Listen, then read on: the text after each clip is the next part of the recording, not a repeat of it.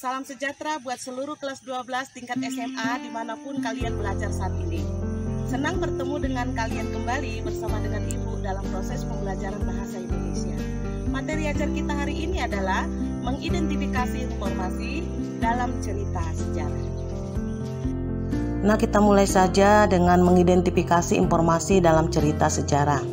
Ketika kita mengidentifikasi informasi dalam cerita sejarah, berarti kita harus mempelajari kompetensi mendata informasi penting dalam teks sejarah, menentukan hal-hal menarik dalam novel sejarah, mengidentifikasi struktur teks cerita sejarah atau novel, kemudian membedakan teks cerita sejarah atau novel sejarah. Inilah kompetensi yang harus kita pelajari ketika kita mengidentifikasi informasi dalam cerita sejarah.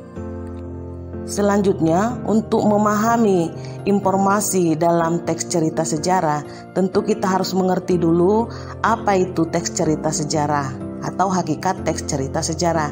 Kita mulai dari pengertian. Teks cerita sejarah adalah teks yang menjelaskan dan menceritakan tentang fakta dan kejadian masa lalu yang menjadi latar belakang terjadinya sesuatu yang mempunyai nilai sejarah. Jadi, kata kuncinya fakta, kemudian masa lalu, kemudian latar belakang, kemudian nilai sejarah. Seperti itu nanti inti dari teks cerita sejarah ini. Ciri-ciri teks sejarah yang pertama disajikan secara kronologis atau urutan peristiwa atau urutan kejadian. Yang kedua, bentuk teks cerita ulang atau recount. Yang ketiga, struktur teksnya, orientasi, urutan peristiwa, reorientasi. Yang keempat, sering menggunakan konjungsi temporal. Dan tentu yang kelima adalah berupa fakta. Seperti yang disebutkan dalam ciri tadi, maka struktur teks cerita sejarah adalah yang pertama orientasi. Artinya, bagian yang berisi perihal pengenalan atau pembuka dari teks cerita sejarah. Yang kedua adalah urutan peristiwa, yakni bagian yang berisi perihal rekaman atau momen sejarah yang terjadi, umumnya disampaikan di dalam alur kronologis. Yang ketiga, reorientasi, yakni bagian yang berisi komentar pribadi atau perihal momen atau perihal sejarah yang diceritakan. Reorientasi boleh ada, boleh tidak, ya terserah penulis.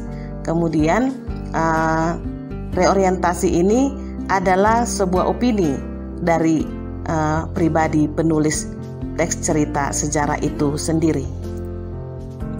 Kemudian kita juga harus memahami jenis-jenis teks cerita sejarah. Yang pertama, jenis teks cerita sejarah fiksi. Yang kedua, teks cerita sejarah non-fiksi. Nah, sebagaimana umumnya, kalau disebutkan fiksi itu nanti bisa berbentuk novel, cerpen, legenda, atau roman. Ya, nah, kalau kita lihat pengertiannya di layar video ini, kita perhatikan kalau novel itu adalah prosa yang ditulis secara naratif, umumnya di dalam bentuk cerita. Ya kan? Yang kedua, cerpen itu adalah cerita pendek berbentuk prosa naratif fiktif. Ya, berbentuk prosa naratif fiktif. Dan cerpen condong padat dan langsung pada objek dibandingkan dengan karya fiksi lainnya yang umumnya lebih panjang. Yang ketiga, legenda, yaitu cerita prosa rakyat yang dianggap oleh lebih dari satu orang adalah suatu hal yang bisa saja terjadi. Kemudian yang keempat adalah roman, yaitu jenis karya sastra berbentuk prosa yang melukiskan kelakuan pelaku menurut watak dan jiwa masing-masing. Roman disebut juga kisah percintaan. Nah, ini adalah model-model fiksi. Tadi yang kedua adalah teks cerita sejarah non-fiksi. Ini bisa berbentuk biografi, autobiografi, cerita perjalanan, atau catatan sejarah. Disebut dengan biografi apabila info kehidupan seseorang yang ditulis oleh orang lain.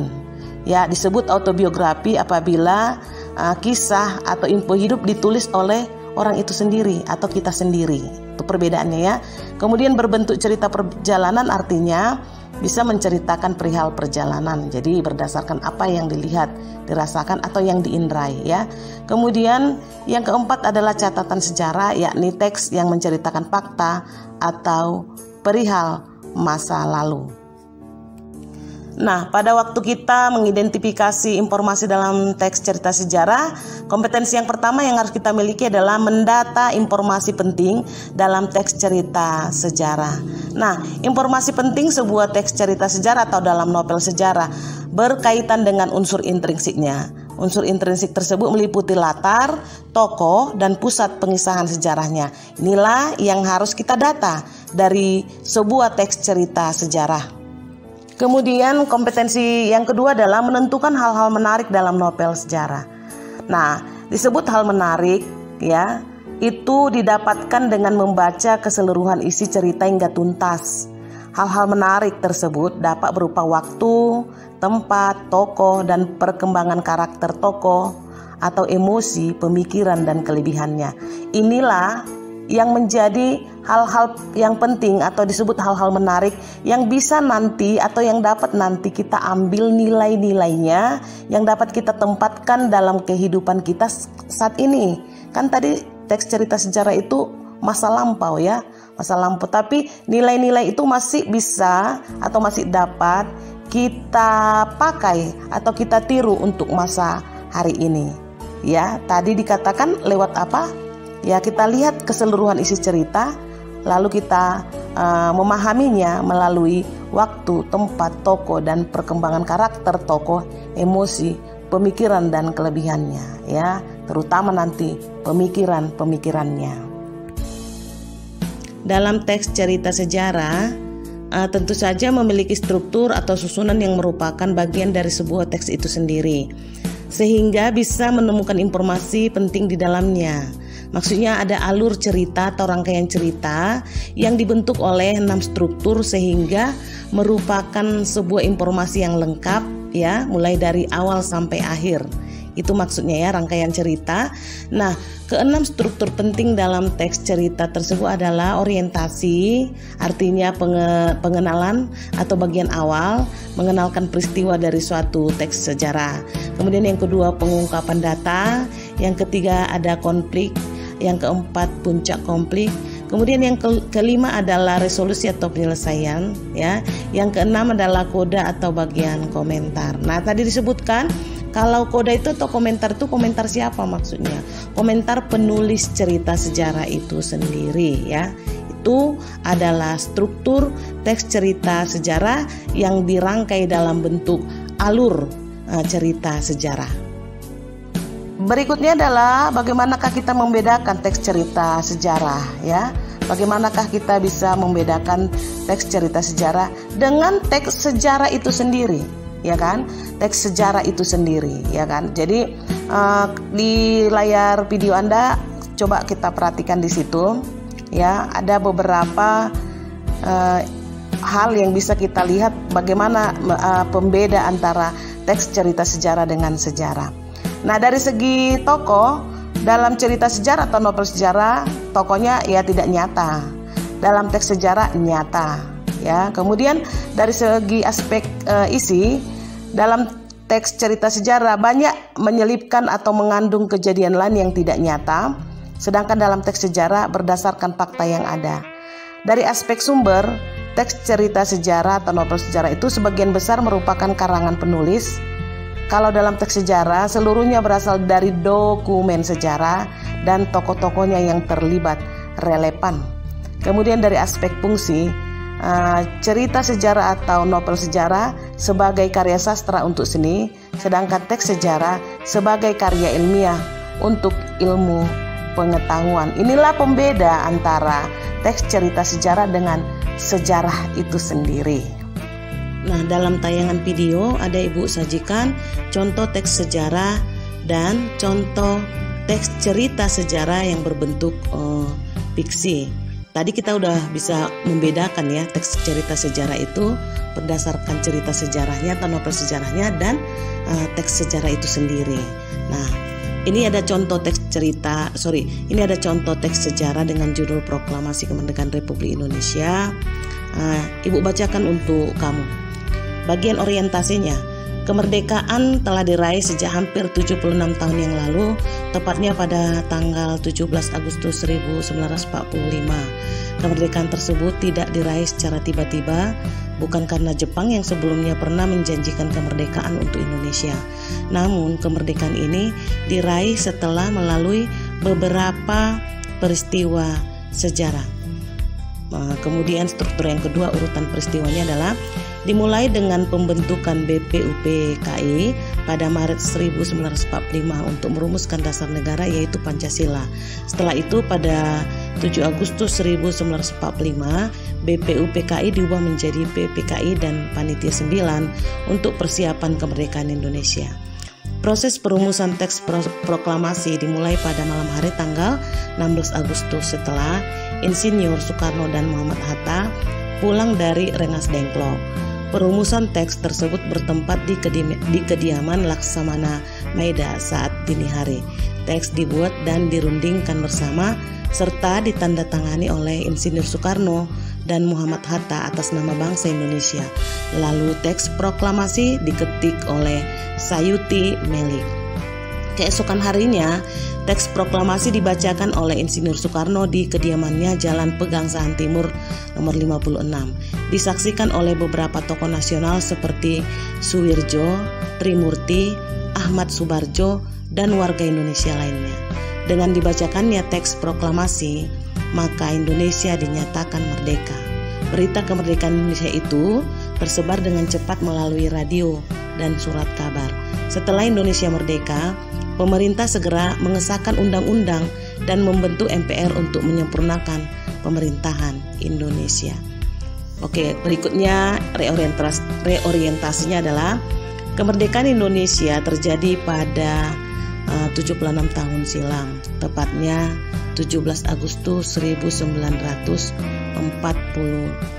Setelah sebelumnya dibentuk BPUPKI yang bertujuan untuk merumuskan dasar negara atau Pancasila dan PPKI. Setelah itu teks proklamasi dirumuskan bersama oleh beberapa tokoh nasional di rumah Laksamana Maeda. Keesokan harinya Indonesia dinyatakan merdeka setelah pembacaan teks proklamasi oleh Insinyur Soekarno. Berita kemerdekaan menyebar dengan cepat melalui radio dan surat kabar. Pemerintah pun juga segera mengesahkan undang-undang dan membentuk MPR untuk menyempurnakan pemerintahan Indonesia. Kemudian Ibu bacakan sebuah contoh teks cerita atau novel sejarah untuk kamu. Orientasinya seperti ini. Namaku Sanusi, saat itu umurku masih sekitar 14 tahun, tepat di tanggal 17 Agustus 1945. Saat itu juga bertepatan dengan bulan Ramadan, sehingga aku, ayah dan adikku keluar rumah tidak sarapan karena kami sedang menjalankan ibadah puasa. Kami keluar rumah pukul 9 pagi, namun tidak seperti biasanya jalan-jalan di sekitar rumahku sepi dari lalu lalang warga. Kita lihat urutan peristiwanya. Sebenarnya aku merasa heran, namun aku diam saja dan terus berjalan mengikuti ayahku. Dan ternyata ayahku membawa aku dan adikku ke sebuah rumah di Jalan Pegangsaan Timur nomor 56. Dari jauh saja sudah terlihat bahwa di sekeliling rumah bercat putih dengan sebuah tiang bendera dari bambu itu sudah ramai dipenuhi banyak orang. Melihat banyak orang berkumpul seperti itu, tentu saja semakin menambah rasa penasaran dalam diriku. Ada banyak pemuda yang berbaris rapi, serta banyak pula tampaknya tamu undangan yang duduk dengan rapi di deretan kursi yang telah disediakan. Sementara itu pada bagian luar rumah sudah berkumpul masyarakat dari berbagai kalangan. Hampir semua masyarakat yang berkumpul di sekitar rumah tersebut membawa bambu runcing, batu, sekop, parang, golok, dan berbagai barang yang bisa dijadikan sebagai senjata. Segala benda yang dibawa oleh mereka seakan menggambarkan tekad mereka untuk berani mati demi mempertahankan kemerdekaan Indonesia. Saat aku, ayah, dan adikku semakin berjalan mendekat ke area rumah itu, semakin terdengar seruan masyarakat yang berteriak-teriak, "Sekarang Bung, sekarang nyatakan sekarang." Masyarakat tampaknya memang sudah tidak sabar menunggu dan tentu saja seruan itu menunjukkan kekhawatiran mereka terhadap tentara Jepang yang akan menghalangi proklamasi kemerdekaan Indonesia. Tak seberapa lama kami menunggu, akhirnya dari dalam rumah tersebut keluar 2 orang berkemeja putih. Salah satu diantaranya orang yang keluar itu membawa selembar kertas dan dengan tegas beliau membacakan isi dari kertas yang berisi pernyataan proklamasi kemerdekaan. Kita lihat reorientasinya ya, struktur reorientasi. Mendengar teks proklamasi kemerdekaan Indonesia itu, aku sangat terharu. Aku tidak menyangka di usiaku yang baru 14 tahun waktu itu, aku menyaksikan sebuah peristiwa besar dalam perjalanan Indonesia.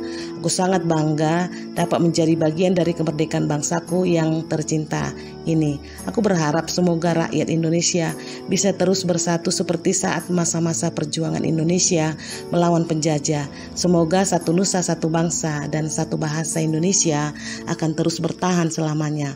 Setelah proklamasi dibacakan itu, aku, ayah, dan adikku pulang dengan rasa bahagia dan bangga sebab Indonesia sudah merdeka. Nah, dengan fakta-fakta sejarah yang sama, yaitu mengenai proklamasi kemerdekaan Indonesia, disajikan dalam bentuk teks sejarah, ya, kemudian disajikan dalam bentuk cerita atau novel sejarah, kamu sudah bisa membedakan ya. Tentu kamu sudah bisa melihat mana-mana saja yang hari ini harus kita lihat sebagai bentuk hal-hal yang menarik, ya, sebagai data-data yang penting. Kemudian sebagai struktur dari teks itu sendiri, baik teks sejarah maupun novel sejarah. Kemudian bagaimana perbedaannya. Nah, itulah kemampuan mengidentifikasi informasi dalam teks cerita sejarah.